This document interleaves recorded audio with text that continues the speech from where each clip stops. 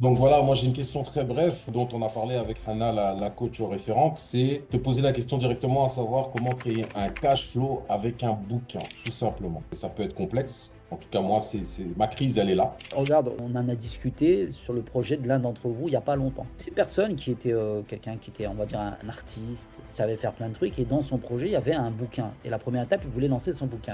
Nous, ce qu'on lui a dit, c'est la chose suivante. C'est que l'édition, déjà, c'est un monde à part. Le système du triangle d'or, c'est n'importe quel business. Tu as besoin d'attirer des prospects, les gens Mm, sachent que tu existes, s'intéressent, et après, quand ils viennent à toi, tu les transformes en clients mm. avec ta stratégie commerciale. Le bouquin, le milieu de l'édition, ça fonctionne à part. C'est un petit monde, si tu préfères, où il n'y a pas que des enjeux de marketing et communication.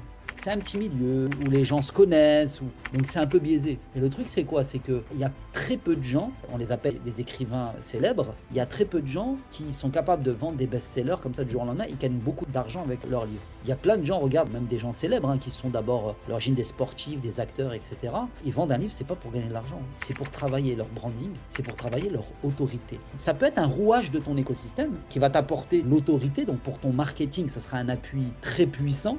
De là en dire j'en fais le centre de mon écosystème et c'est mon produit alors que j'ai aucune notoriété sur le marché, les éditeurs ne me connaissent pas, j'ai peur que même si on construit un écosystème, tu vas devoir trouver un éditeur.